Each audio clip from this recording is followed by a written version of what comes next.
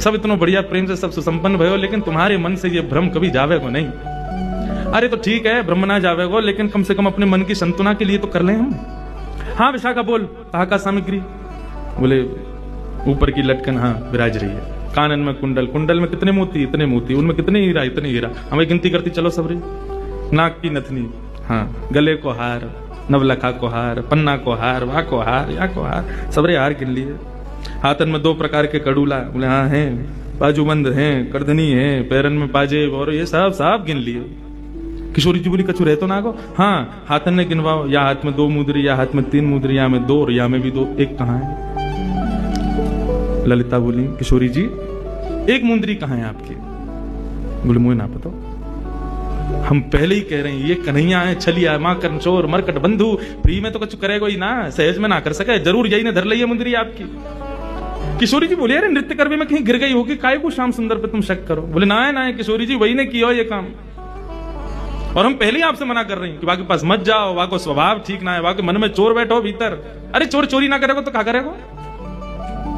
किशोरी जी बोली ऐसा भाव ना है। बोले अब आप बिल्कुल शांत रहो, अब हम अपनी क्रिया करेंगे, हमें करन दे, ठीक है। किशोरी जी शहर में चली गई। दूसरे दिन सवेरे ललिता विशाखा दोनों प्रणाम करके ललिता बोली कि अब हम जा रही हैं, जाके आपकी मुंदरी लेके हमें, ठीक है। ललिता जैसे ही गई नंद भवन, नंदगांव, ठाकुर जी अपनी कैया लेकर के नंद भवन से निकले, इतने में सामने से विशाखा आती हुई दिखी ठाकुर जी को।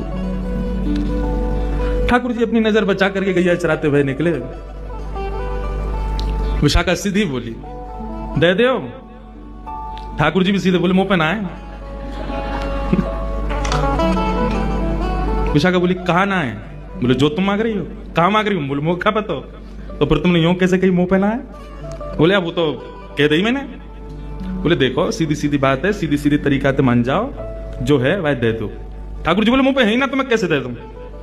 बोले दे रहे हो प्रेम से या फिर मैं अपने पे आऊं? बोले तू अपने पे आवेगी तो जैसे मैं तो बैठे ही रहूंगा, मैं तो अपनों कुछ करूंगा ही ना। तू आके तो देखा मेरे समीप। खूब देर एक दूसरे में नोक झोंक चलती रही। बोली फेंट में कहा बंद हो तुम्हारे में? बोले या फेंट में सारो ब्रह्मांड बंद हो गए, अगर खोल दियो तो नूतन प्रलय है जाए, वो बता कर दूं? बोले तुम कर दो। ठाकुर जी बोले तेरे कहवे तो फेंट ना खोलूं। कौन है तू?